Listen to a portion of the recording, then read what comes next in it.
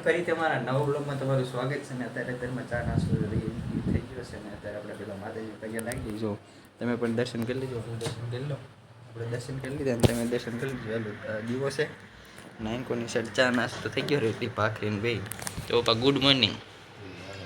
તો મારું પપ્પા વહેલા જાગી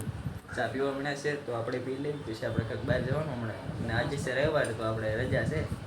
કન્ટિન્યુ બ્લોગમાં રહી ગયો અને આપણે મેળીમાં દર્શન કરવા જવાનું કન્ટિન્યુ બ્લોગમાં રહી ગયો લાગી રહ્યા છે તમને જો 12 ને 15 થઈ ગઈ છે અને આંકોની સાઈડ માનુબેન રોટલી બનાવે છે અને મારા પપ્પાએ બળી ન જાય એટલે અહીંયા ધ્યાન રાખે છે માનુબેન હાય કરી દીજો તમારું પપ્પા ધ્યાન રાખે છે કન્ટિન્યુ બ્લોગમાં રહી ગયો છે બપોરે કેટલા ખબર છે 12:16 થાય છે તો હમણાં જમવા થાય તો મળી થઈ ગયો તો આપણે બધાને કહી દઈએ કે શું શું નામ છે તો છે જો આ છે બટેકાનું શાક આ છે આપણે બાસમતીના ભાત જો કેવું સરસ મજાના બન્યા તો આપણે જો ચાટપુરી એવું છે અને આ બટેકાનું શાકમાં આપણે સોળેલું કરીને ખાવી છે અને આ છે રોટલી મારો પપ્પા દહીં ખાય છે અને આ રોટલી રહી માનુબેને બનાવી છે કોમેન્ટ કરીને કહેજો કેવી બનાવી પપ્પા કેવી બનાવી સરસ બનાવી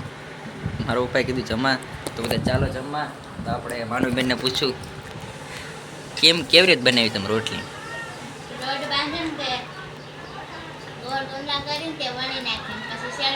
હા માનુબેને તે જો ભાત ખાય છે દહીં ખાય છે તો કન્ટિન્યુ બ્લોગમાં રહી ગયો આપણે હાનના મેળીમાં મંદિરે જઈએ ત્યાં બતાવશું આપણે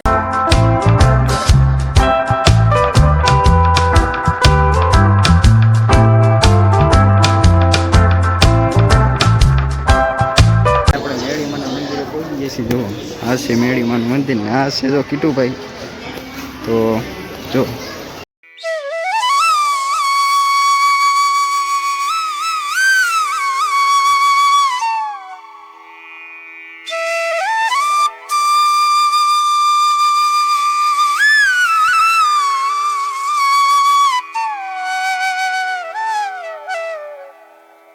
આપણે દર્શન કરી લીધા છે ને તમે પણ દર્શન બધાના જોઈ તમે